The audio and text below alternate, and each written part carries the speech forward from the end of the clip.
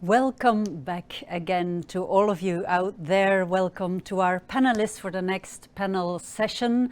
Welcome on this 21st of September 2021, this International Day of Peace, and here at the UNESCO conference, Countering Online Disinformation and Hate Speech to Foster Peace. That's the title.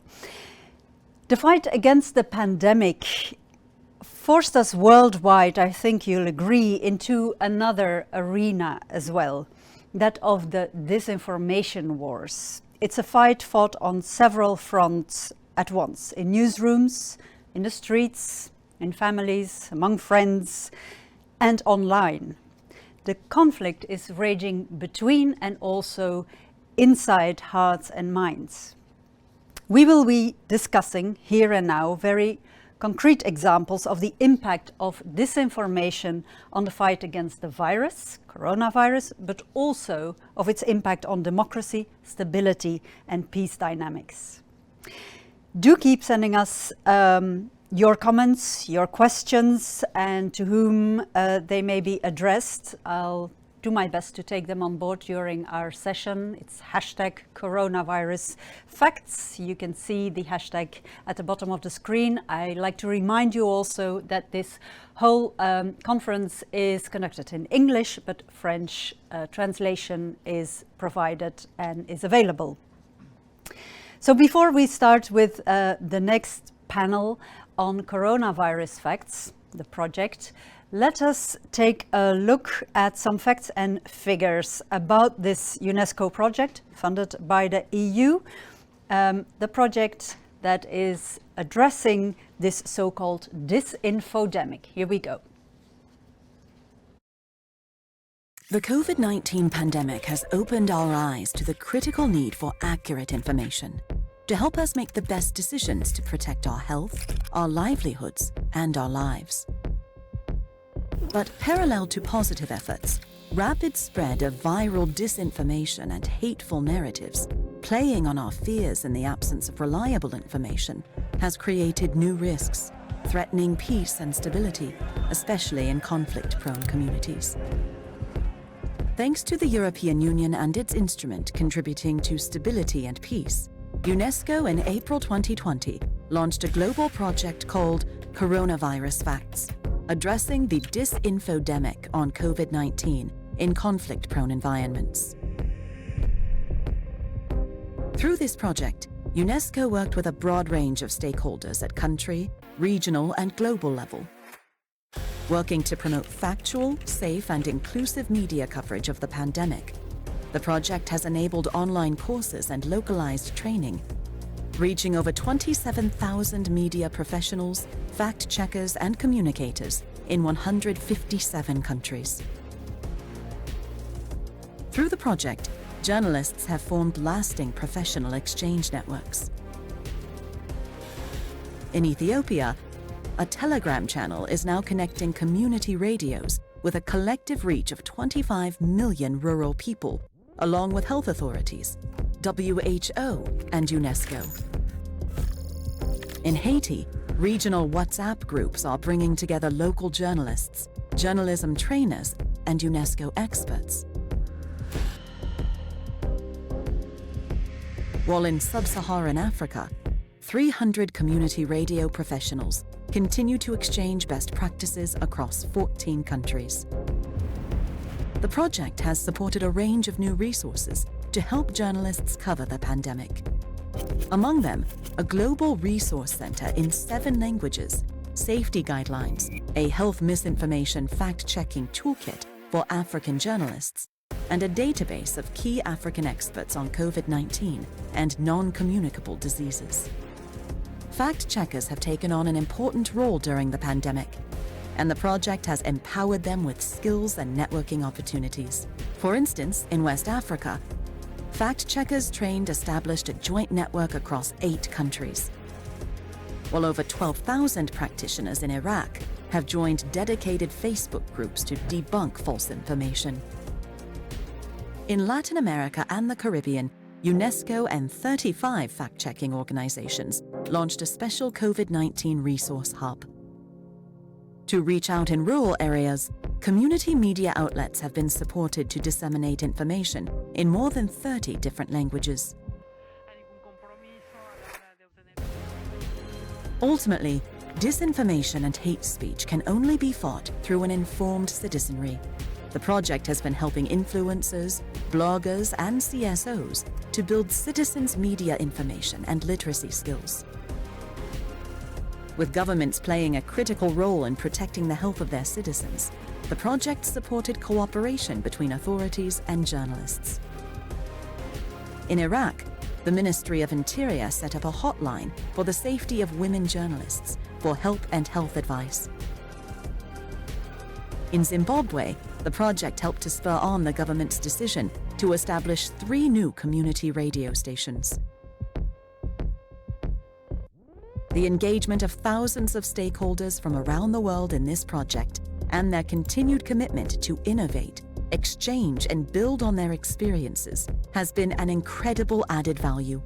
It has led to new resources and ways of working that will live on beyond the project and contribute to build more informed societies. Amidst fears and tensions, the pandemic has thus also given rise to powerful new collaborations that can help us be more resilient and prepared for future crises.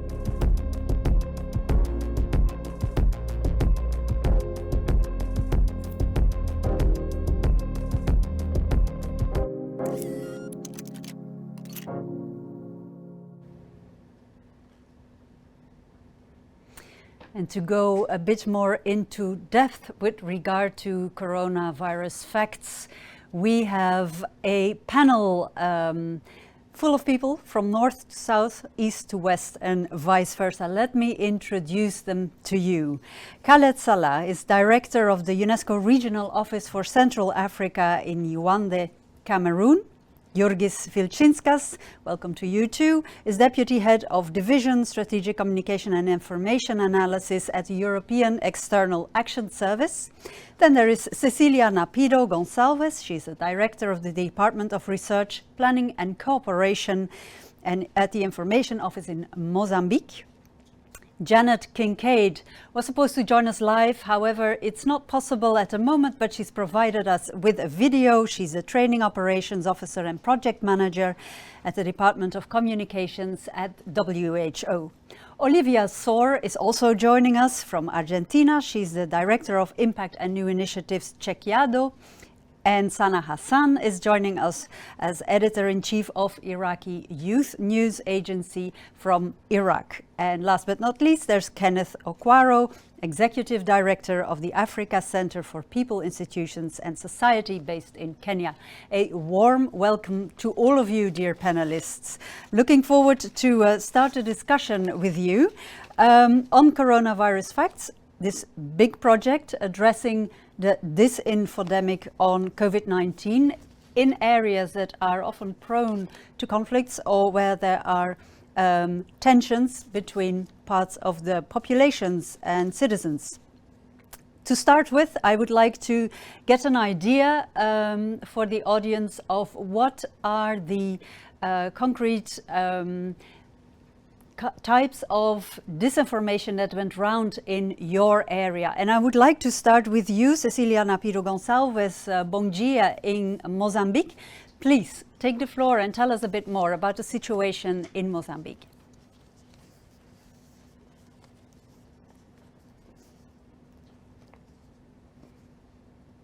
Do you hear us, Ms. Gonçalves? Yes. And we hear you. That's great. So the floor is yours.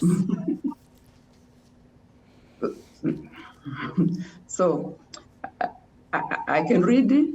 Yes. Or no? Yes, you can. Please do. I can.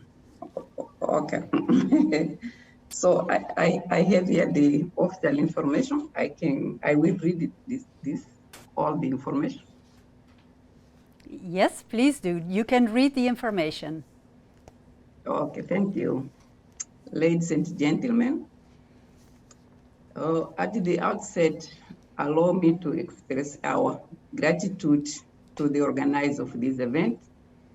This event is a timely science. It is taking place in a moment that the world in general and Mozambique in particular are facing the COVID-19 pandemic challenge. Since the outbreak of this pandemic, various segments of the society have used social media on the one hand to sensitize the population to take appropriate measures for the mitigation of COVID-19, and the other, it has been a means of spreading false information.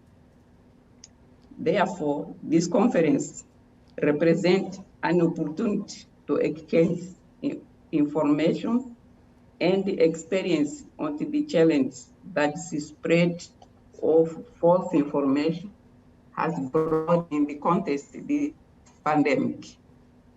Mozambique has a legal framework that favors in the exercise of press and expression freedoms.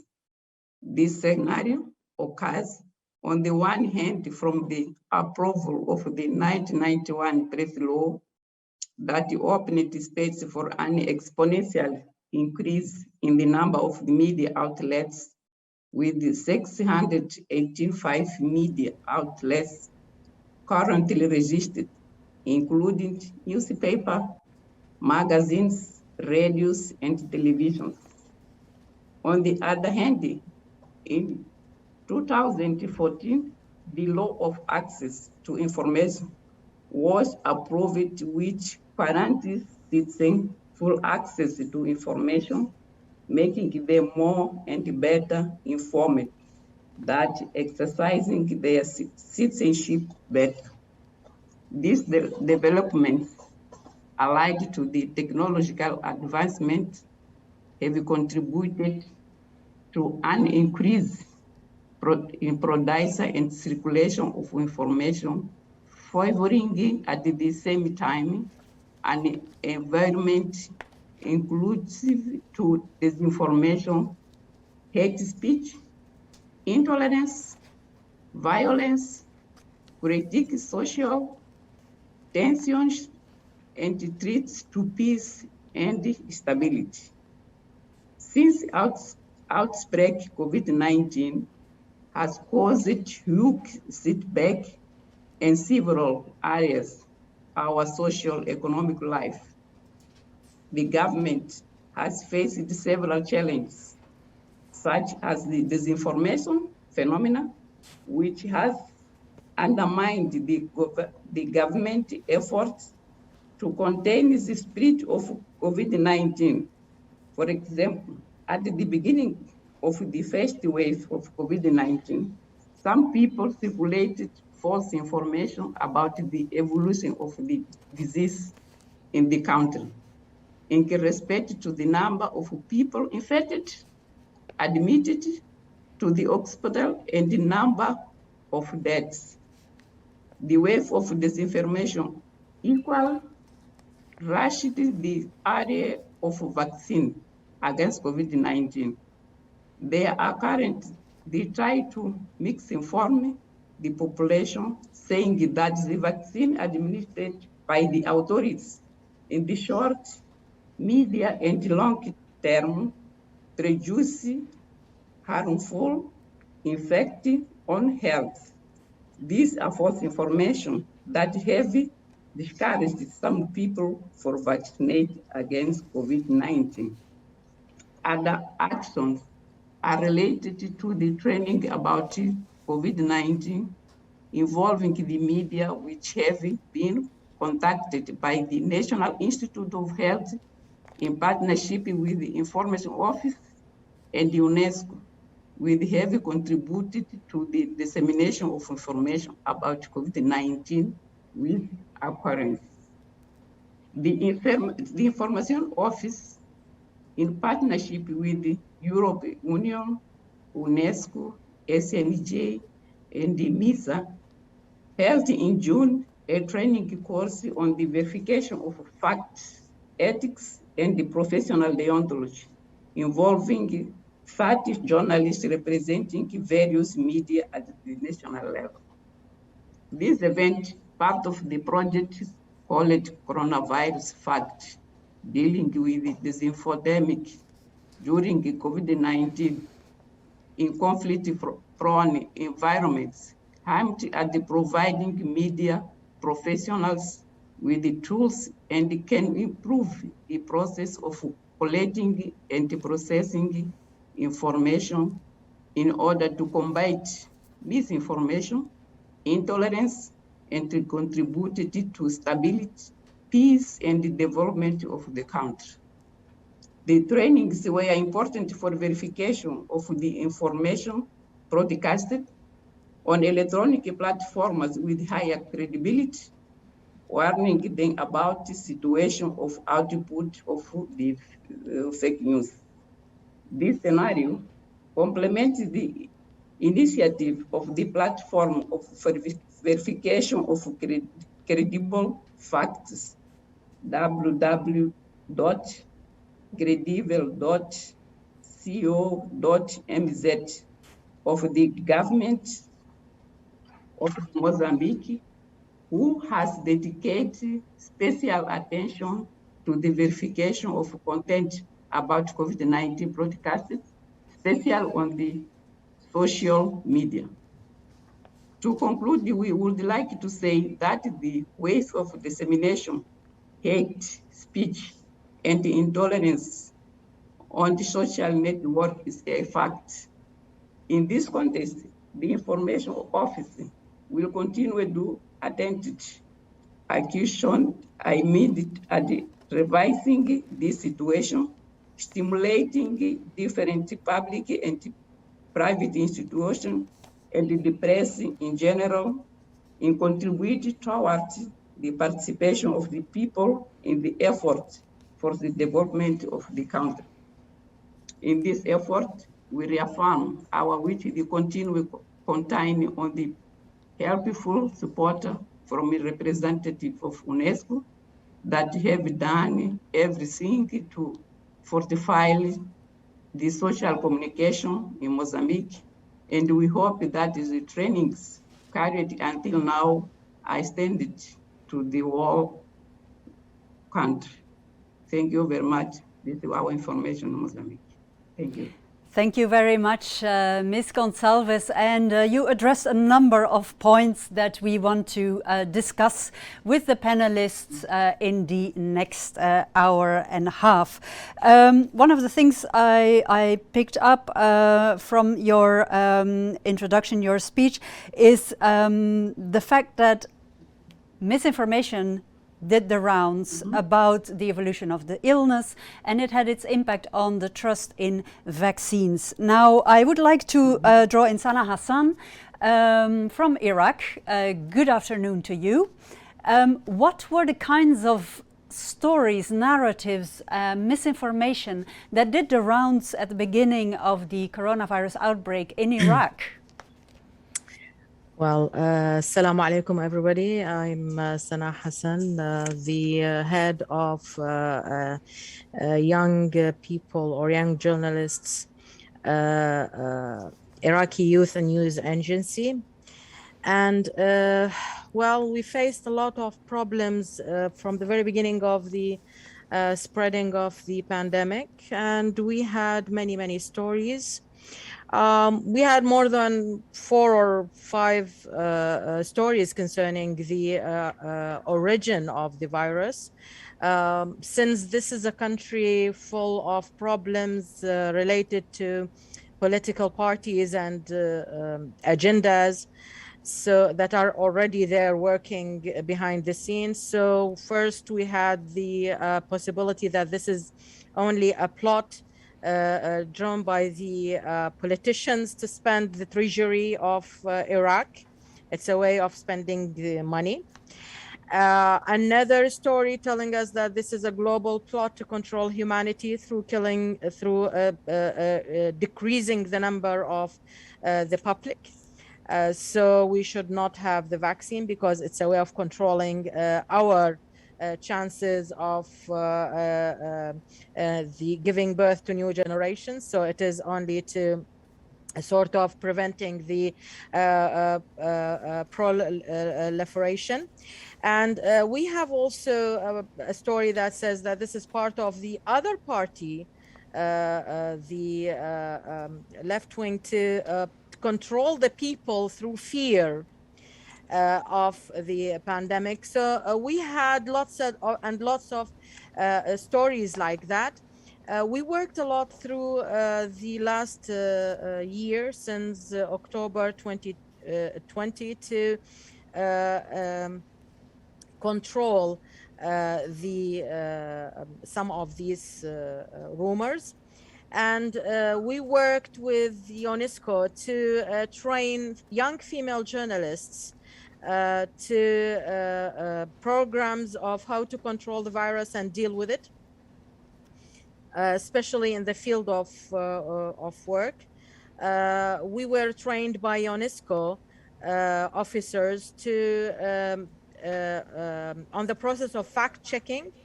So we generated a website through which we make a sort of research concerning each and every news related to the virus, to do a fact checking for the virus, and to control what is called misinformation and disinformation, so that and fake news.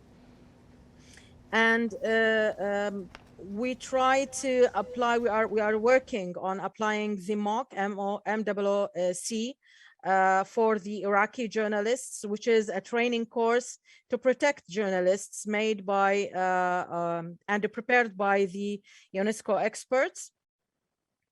And since September 2020 until now, we have already trained more than 400 female journalists and social media activists on how they should, what to do to make a sort of fact checking to every news. And this is for the benefit of UNESCO's project, the Corona Facts.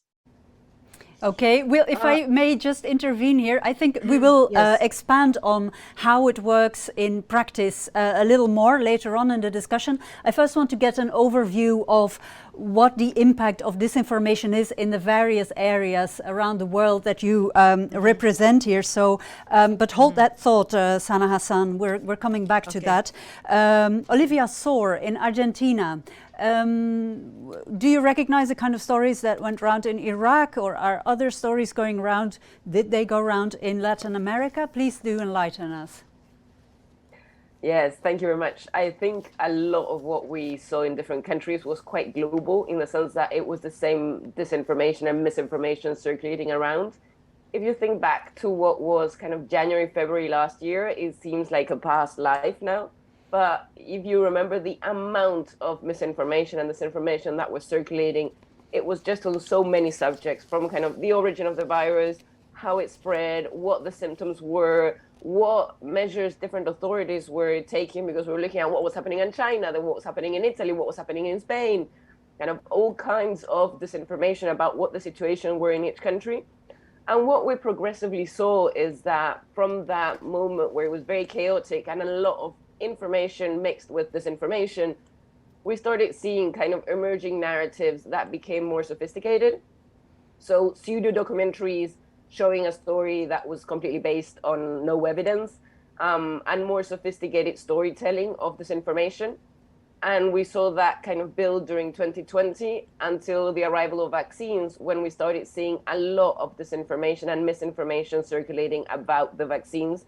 And that's what we've been seeing a lot of since the end of 2020 and most of this year too, mixed, of course, with still a lot of disinformation on the actual virus that is still circulating. And so a lot of the work that we've been doing is trying to trace this disinformations and this misinformations and join efforts among different actors so that we can debunk them as quickly as we can to get and reach people with good information. Okay, that's very clear, and I want to know more later on in the discussion about how you then reach the people you want to get the correct information to. But first, Mr. Salah in Cameroon, we've been talking about misinformation, disinformation narratives that go around that tie into, like Ms. Hassan said, into a political context as well. If I'm well informed, that's the case in Cameroon as well. Can you expand on that a little, please? Absolutely. Thank you so much, Annelise, and allow me to greet my co-panelists here. And thank you very much. It's an honor to be part of this panel. I would like to start with the project overall that UNESCO is implementing thanks to the collaboration and contribution of the European Union. This project is being implemented in Cameroon, Senegal, Zimbabwe, Kenya, Ethiopia, Mozambique, Haiti, Iraq, and Afghanistan. And as we have heard already from my co-panelists here, the context is almost very similar in all of the countries where the program is being implemented, outside those countries as well. If we go back to the Cameroon context in particular, it was already, by the beginning of the pandemic, it was already a very fragile and vibrant context of misinformation and disinformation and mistrust by the population, especially on social media.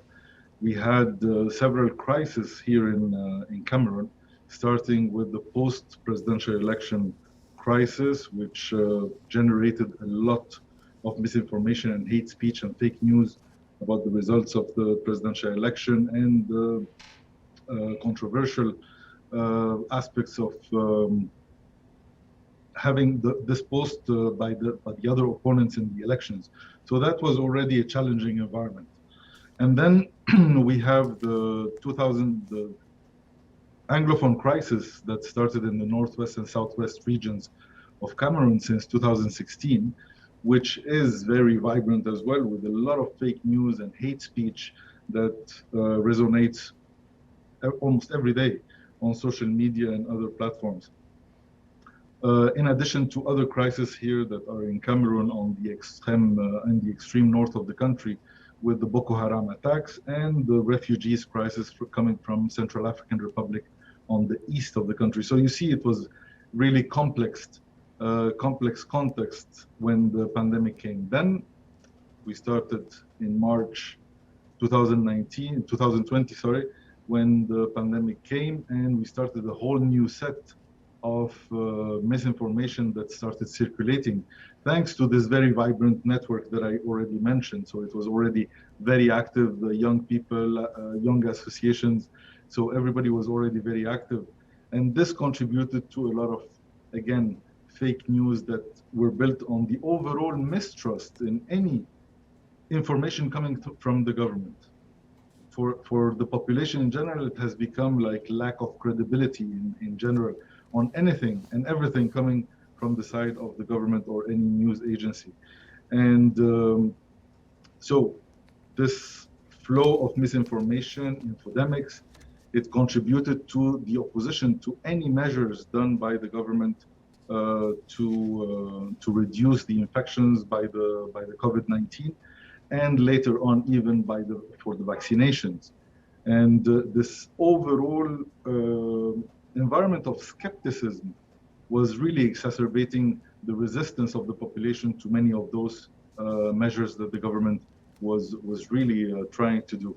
Mm-hmm. The project here used the COVID, unfortunately, as an unfortunate event, as an opportunity to change many things, and especially to tackle, so part of the misinformation that was circulating was the Africans are not hit and are naturally immune to this white people disease. So that was one of the major rumors circulating, and everybody believed it, that everyone is against the traditional medicine of Africans. The low numbers of infection are a proof, and the rumors started circulating about the conspiracy theories overall against Africa. And then it was exacerbated even more with the crisis created, I don't know if you followed this closely or not, with the AstraZeneca vaccine that mm-hmm. was implemented in Africa, that was then refused by some other countries on the global level. And that increased the skepticism of the people, and that was fueled again more and more on the social media and the misinformation. So, and then the 5G, of course, the big 5G rumor that everybody will be manipulated through the 5G network once everybody is vaccinated. So these Indeed. are some of the aspects of the overall context when we started this project. Okay, and Back to you. thank you. We'll go into how you dealt with it in a moment, but indeed you are sketching out a very, very complex context onto which this COVID virus, so to say, latched, and then the disinformation rolled on from there. I want to draw in Mr. Okwaro. If you take a step back and you listen to all these stories, the different kinds of disinformation that do the rounds, in how far does this have, and Mr. Sala already referred to it, does this have an impact on the trust in authorities, in governments, and thus erodes peace and stability and the trust in institutions? What's your take on that? Well, thank you very much, Annalise, for inviting us to participate in this conference. I work for the Africa Center for People, Institutions, and Society. This is, I think, an Afrocentric think tank run largely by young people who are interested in pushing out their credible information to inform policy, public dialogue, and for sustainable development. So the COVID-19 pandemic came. We work in East Africa largely, and we are based in Nairobi. It came largely on the background of the populations of the countries around East Africa are largely young. Here in Kenya, about 70% of the population is 35 years and below. And it's a country where you find that mobile penetration is nearly 90%, with 50% access to internet. What this means is that the people that are online are largely young people who are very fidgety, who are out there and active and want to do things. And therefore, they were going out there to seek information about the virus, its origins, how is it spread, issues about vaccines and testing, and what's happening in other regions. For our country, this came at a time when we are just about, I think, a few months into the elections in 2022. Well, even around the region, there are already elections that have already happened during the pandemic, like in Tanzania, in Burundi. And so it found our populations at a point where there is already political tensions, ethnic tensions, and a lot of mistrust amongst people. Back to your question about how it impacted, the relations with citizens and government. People who are relying on government for information, credible information, for example, about how many people have contracted the virus, what are the numbers. And then there's this funny thing that came along, I think last year around July, also when people begin to say that they can see a trend. For example, here, the government in Kenya, they would say that when the government is foreseeing or is prospecting a loan or a grant somewhere, you will hear that the number of people who have been infected will rise up. And then when government has received money and people feel like it's implementing, the number would come down. So this brought issues about people trusting the information government is providing, and also government, restrictions and what government was doing. There's a very unfortunate incident happened this year where government restrictions preventing people from going, curfews, actually led to the passing on of two gentlemen who are doing business but were getting back home after around the curfew time, and the policemen were brutal and led to their deaths, and also led to the death of their grandmother. And there was public uproar, and people wanted answers why government is claiming to be, dealing with the coronavirus, but in essence, government restrictions are making people to die. So there has always been tensions between citizens and government, especially regarding how government is accountable, for example, in the health sector. So this brought to bear, for example, how prepared our health systems were and how much government has been spending on the health sector. And so it found when already there are tensions between citizens, especially young citizens around in our country and around the region, it just, made those tensions get stronger. And this also was amplified by issues to do with political sectarianism and political rhetoric that was going on in the region. So I could say those are some of the unique things I could see in the region, apart from what we have heard from the other panelists that are actually just similar. Those issues about using 5G as for surveillance, and the virus being used to sterilize Africans, and a lot of things that there has not been evidence to support. Thank you. Okay, thank you very much. That was a clear analysis, a new front line opening actually by the COVID virus, so to speak, and the disinformation about that, as it were. Before we go into how the Coronavirus Facts project functioned in your region and how you worked with it, I want to introduce Janet Kincaid. I already mentioned her, Training Operations Officer and Project Manager of the Department of Communications at WHO. Sadly, she couldn't join us live tonight, or today rather, but she sent us a short video talking about the importance of the Coronavirus Facts project. Here's Janet Kincaid. Good afternoon, ladies and gentlemen. My name is Janet Kincaid, and I'm a communications officer at the World Health Organization here in Geneva, Switzerland. For the last year and a half, it has been my privilege to be the focal point at WHO in a partnership with Unesco, UNDP, and the Knight Center for Journalism in the Americas. Thank you for inviting me to be with you today to contribute to this discussion around countering online disinformation and hate speech. On the 31st of December 2019, a virus of unknown origin that caused respiratory illness in people was detected in and reported by the government of China. SARS-CoV-2, the virus that would eventually be known universally as COVID-19, swept across the globe with alarming speed. As cases spread, a public health emergency of international concern was declared by the World Health Organization in accordance with the international health regulations. On this continent, lockdowns and public health measures to slow the spread of this virus began to go into force in mid-March.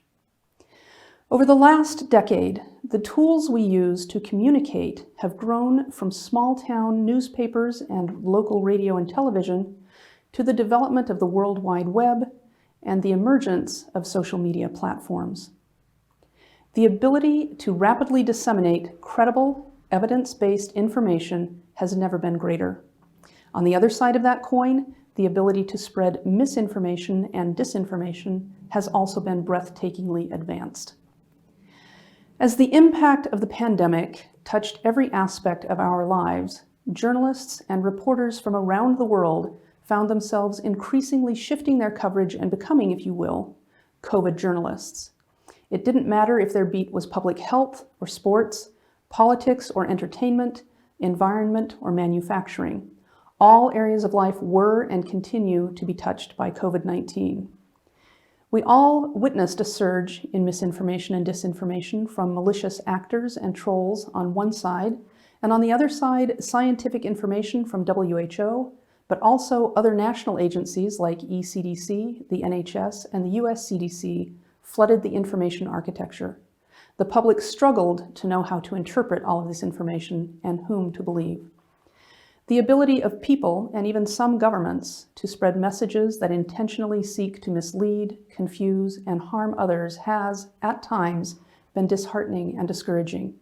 And yet, for those of us who dedicate our lives to public service and public good, the call to alleviate fear and suffering and to take all of the necessary public health measures to bring this pandemic to an end continues to motivate and inspire all of us. One of the roles of the communications function at WHO is to not only train our own scientists and technical experts to communicate clearly and effectively, but to provide training at regional and country level to journalists and reporters. Our response to the pandemic, however, required all hands on deck and left us with strained capacity to support journalist trainings. Thankfully, Unesco, the UN organization that supports the work of free and open journalism around the globe, approached us and, in partnership with the Knight Center for Journalism in the Americas, proposed the creation of a massive open online course, or MOOC. The MOOC allowed WHO, with its focus on science, and UNESCO, with its focus on freedom of the press, to reach larger numbers of journalists and quickly bring them up to speed on how to write about COVID-19 credibly, based on science and evidence. And not just among English-speaking journalists and reporters, but for those working in Arabic, Chinese, French, Hindi, Portuguese, Russian, Spanish, and Swahili, as well as Somali, Dari, and Pashto. We repeated the exercise again this past spring as vaccines became available. To ensure vaccine uptake, we needed the help of journalists to assure the public that vaccines were correctly developed following rigorous scientific protocols and had been proven safe and effective. Over the course of these two MOOCs and a special webinar, thousands of journalists in more than 150 countries have been guided in how to cover COVID-19 and vaccines. We are grateful for the work of these dedicated journalists and reporters who continue to be a vital instrument in our ongoing work. The majority of these professionals have produced coverage that is ethical and science-based, and their work strengthens and supports our work. We remain challenged, however, by some who choose to spread misinformation and intentionally mislead. Nevertheless, we will continue to monitor and listen to communities, and we will remain unflagging in our mission to promote health, keep the world safe, and serve the vulnerable. More than anything, I want to emphasize the importance of this partnership between WHO, Unesco, UNDP, and the Knight Center. I have worked at WHO for 12 years, and this relationship and what we have produced is testament to me of how effective we can be when we work together for the greater good. There were no egos in this project. There was never a moment where it was held up by politics or posturing. In this partnership, we have learned a great deal over the past 18 months. We have no doubt that these lessons learned from journalists and fact-checkers with whom we have interacted are priceless, and these inputs for continuing our cooperation to counter disinformation and to promote reliable, accurate information will carry on. I wish that all partnerships worked this seamlessly and efficiently, and I want to thank you, ladies and gentlemen, for funding these efforts and for trusting us to implement your funding in a positive, fruitful manner. As we move forward in the coming weeks and months, I look forward to continued collaboration between our agencies and public-private partners. As Dr. Tedros, our Director General, repeatedly reminds us, we will end this pandemic, but we must do it together. We are all in this together. Thank you. Janet Kincaid there on behalf of WHO, highlighting the importance of collaboration in this respect, the coronavirus fight and the disinformation fight as well. And one of the engines behind this fight is, of course, UNESCO's convening power, putting together panels like these today. This conference is tribute to that as well. I want to draw in someone we haven't heard yet, who's been sitting there very patiently in front of his bookcase, Mr. Vilčinkas. Welcome to you too, on behalf of the European External Action Service. Mr. Vilčinkas, I want to hark back to something Olivia Soar mentioned, namely that part of what they have been doing is trace back the origins of some of the fake news narratives that went round. That is something you're familiar with, aren't you? The importance of seeing where certain narratives come from and then dealing with them. First of all, what do you find about their origins? And secondly, how do you deal with them in your capacity? Thank you very much for invitation to the panel, and good afternoon to everybody from sunny Brussels, which doesn't happen so often in the autumn. Indeed, I mean, the question on the narratives and the question of intentions, behind those actors who are actually interested in spreading disinformation are very different across the regions. I think here, in our research and in our special reports, which focused on COVID-19 disinformation and the narratives, we saw actually several, let's say, fundamental, let's say, pillars, of the narratives which were kind of used to attack communities all across Europe.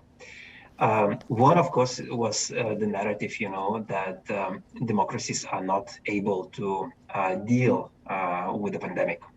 That they are very inefficient, that they lost, the capacity actually to communicate with the people. We also found, in terms of the narrative spread, especially by the pro-Kremlin media, that European Union or is kind of falling apart, not able to kind of keep the solidarity in the face of a serious health crisis. And then of course, when we moved further in the pandemic, that Olivia and Salah mentioned, we of course, these narratives sort of changed, some of the actors in disinformation sphere actually instrumentalized a lot of conspiracies which were there already, with the strong anti-vaxxers communities. So, you even didn't need to kind of create a new narrative. You just had to amplify, what's available there. And in a situation where there's so much uncertainty, so much fear, this is kind of very often easily done, easily instrumentalized. Then we jump, fast forward to the vaccines, when the vaccines were developed. And then, of course, we've seen a lot of disinformation actually targeting specific vaccine producers. So, for example, we have seen very specific attacks on vaccines being produced in Europe or in the US. Basically, telling the story that these vaccines are inefficient, that they result in infertility, for example, in women, that they create all kinds of different negative effects.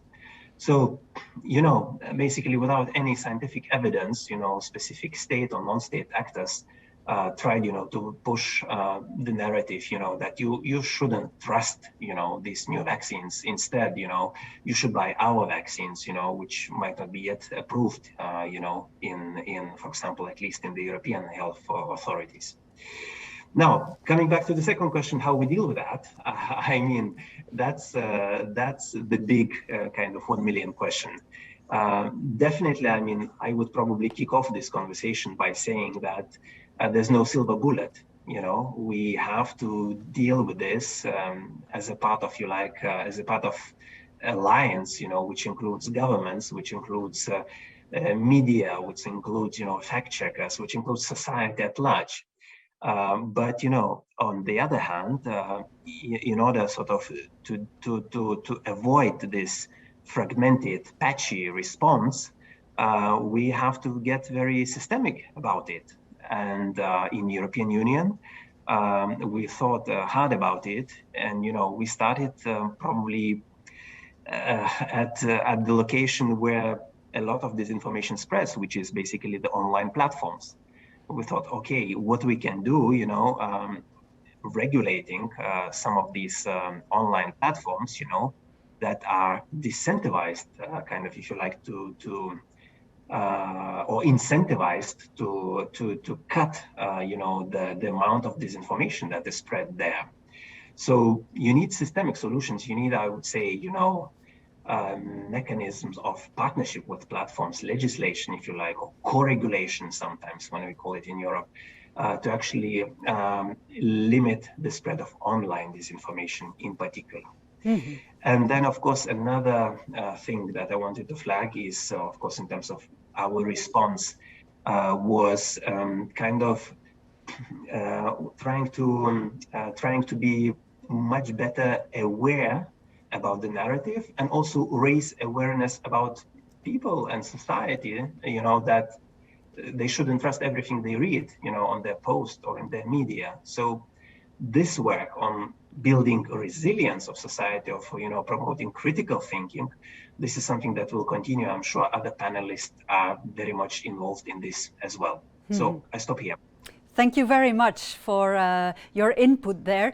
Olivia Sor, I'm coming to you, but Sana Hassan, get ready, because after that I have some questions for you. Olivia Sor, you mentioned that with Chequeado you debunk disinformation, you network to get people together to share information and so on.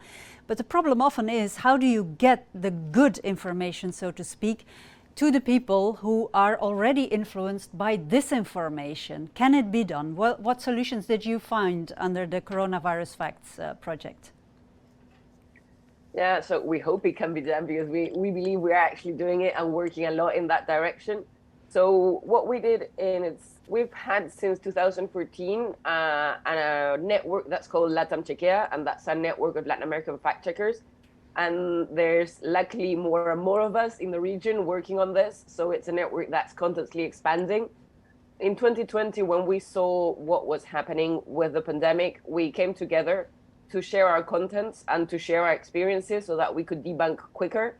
So that if a disinformation were circulating in Mexico and a week later it would appear in Buenos Aires, in Argentina, we could quickly take the work that our colleagues had done and debunk it here, so that we could kind of collaborate in a much wider way and be faster in our work. And then what we're doing this year, and trying to be kind of very specific about what audiences can be specifically targeted with this information, is we identified 3 potential vulnerable populations. They're not the only ones that are vulnerable, but 3 populations that we believe are especially vulnerable. One is senior citizens, that maybe because they are less familiar with technology, or for some cognitive biases that reinforce with time, can be especially prone to fall for disinformation. And so for them, we've created kind of specific WhatsApp lines in different countries with our allies in each of these countries with Latam Chequea, so that they can actually send us their specific questions or the contents they are seeing that might be false. Then we're working with young people, especially people among 18 to 26, because they may not see COVID as such a high risk for their health, because they believe that it's not that bad if they actually get sick. They might be especially vulnerable to disinformation on vaccinations, and they might believe more into it and be more affected by that disinformation when they have to make their decision. So we're working with a group of influencers on social media, so digital content creators who speak to this age group and who already have their attention and their trust and the open channels of communications with them, so that we can work with them on giving them good information on the vaccines and debunking this information that might dissuade them from actually getting vaccinated. And the third we're working with is with indigenous populations, who often do not have access to good information in their own language. So what we're doing is we're working with a group of organizations led by Convoca in Peru, who are producing audios and then partnering with local radios so that those audios are spread in those communities and they can reach them with good information. And all this, of course, is reflected in Portal Check, which is the work we're doing with Unesco, and where we're showing and where we created this hub where there's different resources for different publics, so that anyone can kind of join in countering this information from whatever role there is.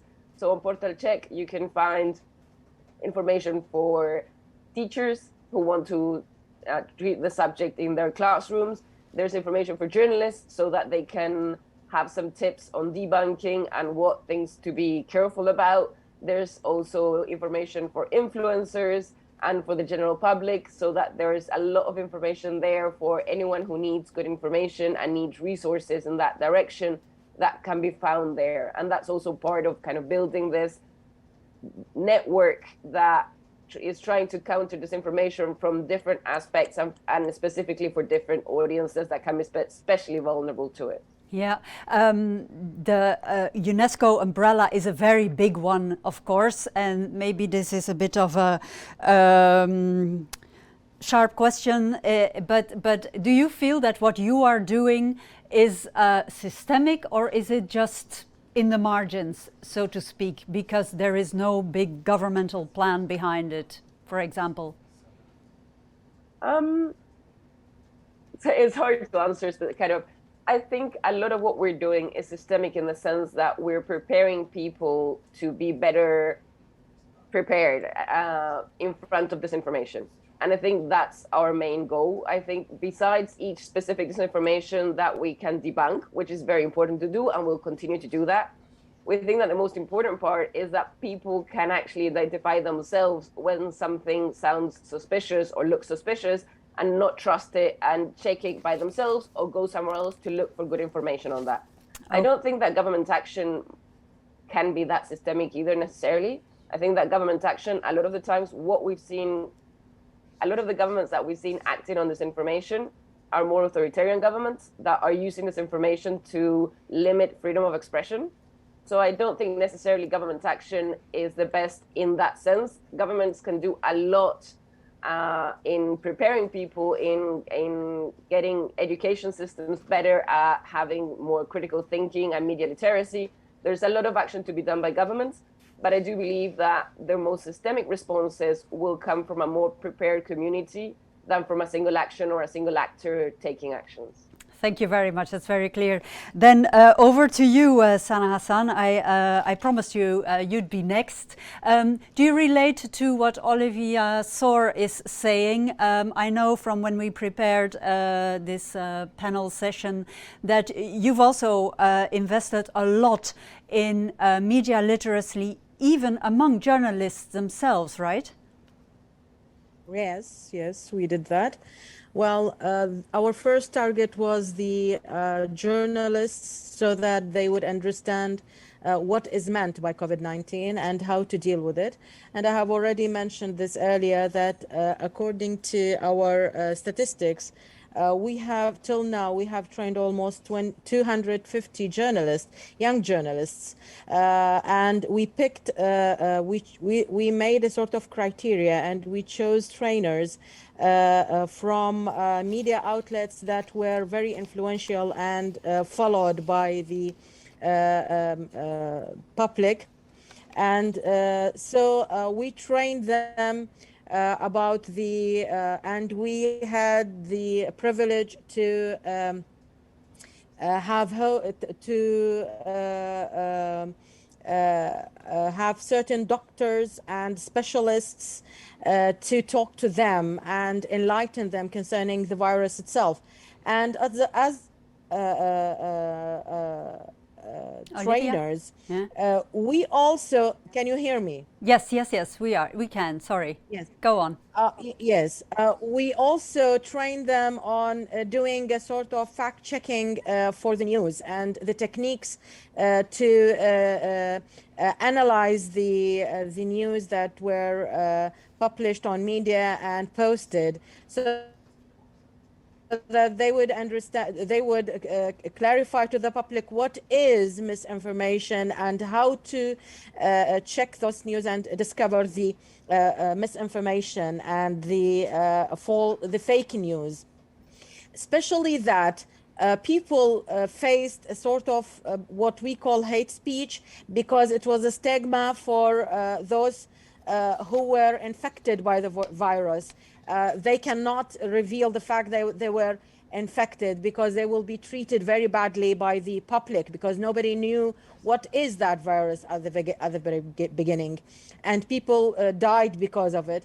So it was very important for the public to understand it and to know how to deal with it. Now we have almost 20 young journalists working with my team on a certain platform, and they work on fact-checking, especially that today, we are celebrating today that the Unesco Iraq office launched the www.ifact.iq, a platform of the fact-checking. It was launched today to celebrate this day.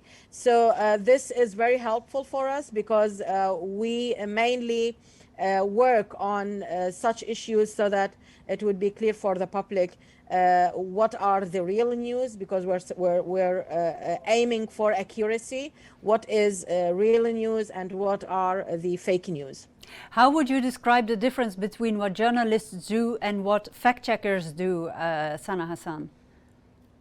Well, we tried our best that the journalist would also train for fact checking techniques, because a journalist had a third eye. He would understand immediately what is the impact on the public. It's not like the technician. The technician would discover the fake news from the real one and would give you the amount of accuracy of that. But we are, as journalists, we are understanding the impact of such a fake news on the public, and how it is increasing hate speech, and how it is influencing the political scene in Iraq, especially that the coronavirus and the pandemic is used in Iraq to influence the political opinion. And this is very important, because many decisions were taken according to the impact of COVID-19 of higher education, on the level of the Ministry of Interior Affairs, on the level of the Ministry of Defense. So many problems were created because of the fake news released concerning the coronavirus. Okay, thank you very much. So we understand it. The line isn't always very stable, but your message came across loud and clear. So thank you for that. Bear with us. I want to go to Mr. Salah in Cameroon. In how far this UNESCO, WHO, EU umbrella that created this coronavirus facts project is applicable in the whole world in the same way? In other words, how great is the need for local specific ways of dealing with these disinformation stories, etc.? Or have you found after 1.5 years that in essence it's all about the same kind of techniques and the same ways of dealing with these problems? Yes, thank you so much. Can you hear me? Yes, we can. Yes, great. So yes, actually, the project has shown that we need standard. We are meeting standard objectives and one vision, which is to sensitize the media professionals, be it professional journalists, be it the bloggers, social media activists and influencers, sensitize them about the need to inform their respective publics that there are fake news, that there is misinformation. Sensitize them about where to go fact-checking and debunk many of the rumors and fake news that are on the different media platforms. So that was a main objective, be it on the international level, on the regional level, on the local level, at the villages level, very grassroots level as well. So that was a main objective, and how to work with any influencer or any professional to really reach this goal. Mm-hmm. Working with those media professionals here, we tried, for example, I'll give the example of Cameroon. It was very important for us to capitalize on what existed, what I described earlier as a very vibrant media scene on the regarding fake news, etc. But working with those same networks to try to capitalize on that and tell them, well, we have this problem with COVID, we have this problem with other political conflicts, security crisis, etc.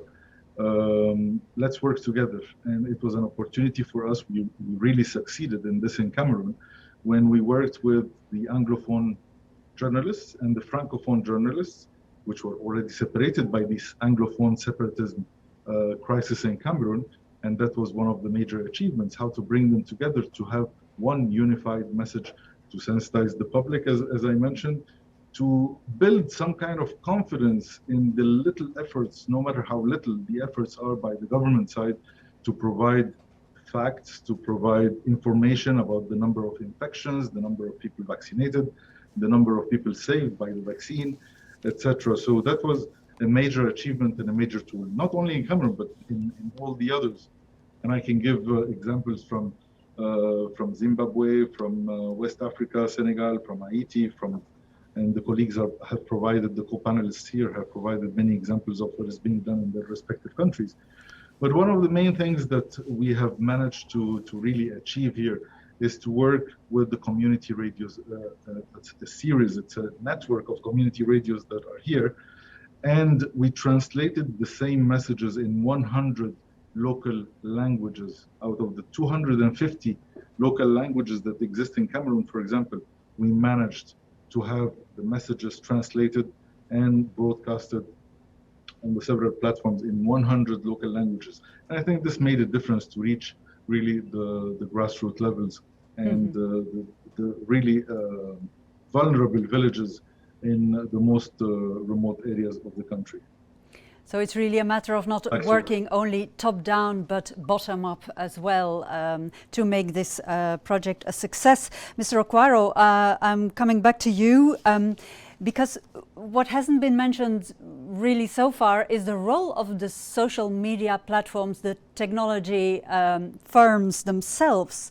Where do you see them in this context of fighting the disinfodemic? Do they have a role to play at all? Well, thank you very much. We engage a lot of young people in surveys trying to get their understanding of how best to deal with disinformation online. And one of the questions we are asking, which one is the easier way to deal with it? Is it preventing information that's false from getting out there, or trying to do fact checking and verification after information has gone out there? And we learned that a lot can be done preventing falsehoods, lies, or incorrect accounts of things before getting out there. And so our big lesson here was that there's a big role that there's platforms and social media applications that young people utilize and everyone else utilize to help prevent this. And one of the biggest things we saw is working with these companies to reduce friction when people are, sharing or when people are consuming information. Because as it is right now, platforms utilize artificial intelligence, and which technically wants to increase virality. And virality for me is where the problem begins. So if these platforms can work with people like organizations that work with fact checkers and others, and also work on both their back end and front end for consumers, want to give people a pause, especially the young people we're talking about. They complain to us that I'm finding a meme on my phone. How much time or how do I get to go and verify this, what the meme is about before I share it? It's almost unrealistic. But these platforms can do more, for example, in making sure that people are given a pause. Look at on YouTube using things like autoplay. What can be done to prevent videos playing before people actually pause? And those things we are talking about, artificial intelligence, to get young people and others to pause and say what I'm going to share, or what I'm consuming, or this thing I've just created that I'm going to post out there. Is it correct? Is it in the right context? What harm or damage can it cause? Or is it good information that we can check out there? So from our view and from our experience talking to people around this region, a lot more needs to be done to put platforms and social media applications on the spot on what they're doing with their platforms, but also working with organizations like fact checkers, who a lot of them do this pro bono or from resources that they get elsewhere. How can these partnerships be built and be sustained so that we make sure that we reduce the amount of falsehood, misinformation, and disinformation even before it gets outside there? And from the conversations we had in the morning with the folks on Google and from Facebook, I think their hearts are in the right place. I think they can do more to make these things more practical, to make these things more realistic. I mean, there has been progress. We have seen before you post some things, or when you post something about the virus, for example, now Facebook provides something down there saying you can go to the WHO website where you get more critical, more good evidence about what you're talking about. And this is what we are saying that can be done a lot more by these companies. And I also think those things we are talking about in the morning about how globally different stakeholders can come together from politicians and government, civil society, media themselves, and also these platforms on how to regulate and how to get a win-win framework where we can both promote people's rights to speak, but also end up with a framework where we are able to reduce disinformation, misinformation, and malinformation online. Thank you. Thank you. Building in more systematically circuit breakers, as it were, and speed bumps maybe in these platforms, and the idea of getting messages to circulate virally very quickly. This is actually a ball in your direction again, Mr. Vilčinskas. Where do you see the role of social media platforms, tech firms, in your dealings with the research about disinformation? Do you agree with Mr. Okwaro, or you have different experiences? Because early in the morning, indeed, Facebook, Google were present and were saying, we're open to discussion, we want to think about how to make this better, and so on. Do you believe them? Do you have evidence that they are moving in the right direction? Thank you very much for a very interesting question. I think social media platforms definitely have a great deal to do, with the online disinformation. And I think it's the fact, because disinformation, it's not only the harmful content, right? But it's also the manipulations of information that is happening there. And, if you come across, the post which has, I don't know, dozens of thousands likes, you probably might tend, to trust it much more, if there have been no likes, on it. But if this engagement, for example, is faked one, if integrity of the platforms is not really protected, then we really have an issue. So I think, if we look at systemic solutions vis-a-vis the social media platforms, definitely we demand much more transparency from their side. We need to understand, what happens on their platforms, how they manage the risk of disinformation campaigns being waged on their platforms. Can they show us the evidence? Are they successful, with dealing with such threats? And then, of course, the other definitely very important thing to consider is that platforms actually are the ones who can empower the users really to tackle disinformation on an individual level. So if they give each of us, the right, to flag the harmful information, or to label, specific sources that are engaged in such campaigns, then of course, it would make our life and the life of other people, who get stumbled, on the conspiracies or disinformation much more easily. So the last sort of thing that I would flag on the social media platform side is, of course, the other phenomena, which is linked to monetization of disinformation. So there are definitely, people who have political interest to spread specific disinformation narratives, but there are people who want to gain economically from that, and this is super important, because they use advertising, to spread some of this disinformation on the platforms, that basically, to get richer, by doing harm in most of the occasions. So this also has to be really addressed, the transparency of issue-based advertising, political advertising. This is another thing, that we should look into when we talk or when we regulate the social media platforms. It's a whole ecosystem that has to be looked at from a number of angles indeed. I want to go around the table again with a sort of, not last question, but last idea. With all the experiences that you've had with the coronavirus fact project, what is it that you think needs to be done in the near future? What is the next big hurdle?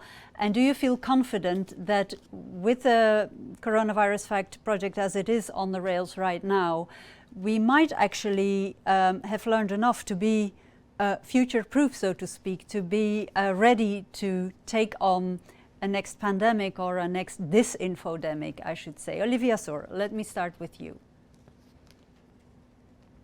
Sure. So I think one of the things that we saw very clearly during the pandemic, it's not that it's new, but I think it was clearer than ever how disinformation is global and how much disinformation travels from one country to the other. And the fact that we all had the same agenda at the same time kind of allowed us to see those trends in a much more clear way of how it went from one country, how something became viral here, and then it moved here, and then it changed a bit and moved here. But I think that what we saw during the pandemic with health disinformation, we actually do see with other disinformation, and that this knowledge will allow us to apply it for other cases. So for example, when we look at electoral disinformation, what we're seeing, at least in the region in Latin America, is that a lot of the time, specific disinformations will be local and will, of course, depend on the context in each country. But the kinds of disinformation are quite similar among countries. So taking small irregularities that happen in every election and saying that this is proof of a fraud is something that we're seeing in different countries in different ways with different elements, depending on the voting system, on their context, on their political situation, and all the rest. But I think we are now much better prepared to identify trends. And if we're able to identify trends and identify kind of more general narratives, we are also more able to prepare beforehand to better identify information voids that are out there. So subjects on which there's not enough good information, so that people might fall into disinformation just because there is no good information available. And we can be better prepared so that when those narratives appear, we can debunk them quickly and explain to people why this is false. So I think that a lot of the work that we've done during the pandemic will allow us to better identify trends and how disinformation works in different countries and be better prepared. And the other thing that I think is crucial is cooperation. And I know it sounds kind of very cliche, but we do really see that when we come together with other actors, there's a lot more that we can do. And if kind of fact checkers work on their side and other media organizations work on their side and electoral organizations work on their side and health organizations work on there's very little room for us to actually come together with it. And bad actors are incredibly quick and there's a lot of them. So I think we need to get as many of us on board on the other side to think about helpful collaboration, to find ways in which we can all kind of, with the tools that each kind of organization has and the expertise that each one of us has, be able to collaborate in a much more effective and efficient way, sharing information and building common strategies. That sounds very clear to me. The groundwork is there to build a framework that then brings together lots of partners and stakeholders in this around an issue, and that can then exchange information and best practices and just move forward and deal with the problem at hand. Thank you very much, Olivia Soor. Sana Hassan, what do you identify as the next hurdle, or where does your ambition lie? What would be the next step if you could dream up what you want to do to tackle this disinfodemic and building on what you've already built up so far? Well, seeking accuracy is a very hard path to walk on. So it is, we hope that with the coming year, we are able to train as much as possible for journalists to do fact checking and to give truth, because democracy cannot be built without truth, and peace rely on the fact that you are telling the real story. You're not decorating anything, you're not adding, you are not depending on rumors, you are depending on reality. So, and you are building your information according to accurate and real and very solid ground. So as a country that is suffering a lot and a lot of problems, among which is that you cannot find one real story. You cannot find the truth because it is hidden among all these piles and piles of political lies. And even, believe it or not, even simple people would tell a lie made up to serve their own aims and goals, to sell certain medical herbs as being a cure for the for COVID-19. So we are suffering from this and many more. So I hope that by the coming year or next year, at least 2 years from now, we are going to be able, as much as possible, to give real stories, to reach accuracy in giving news, because, believe it or not, fake news destroyed our country. And fake news and misinformation and the whole made up stories by politicians made democracy loses its purpose.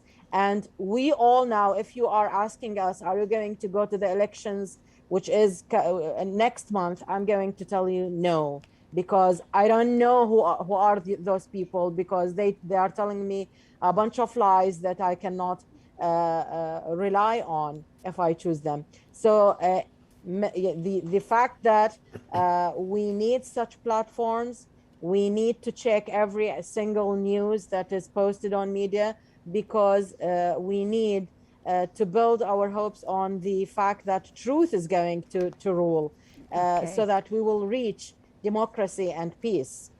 So I hope that I will increase my projects of training the journalists, young journalists and young generation, so that they would be able to spread truth everywhere in Iraq, so that our democracy will be stable enough to be able even to choose the right person in the right place. And this is also depending on the word accuracy and accurate information. So I don't know if I'm going to reach that or not, but I hope through this work and hard work we are doing, we are finally going to reach at least a common solid ground. Yes. Thank you very, very much. I'm hearing someone who has got an open mic, who's getting ready for the next session. I don't know if you can hear the shouting in the background, but never mind, ignore it. Thank you very much, Sana Hassan.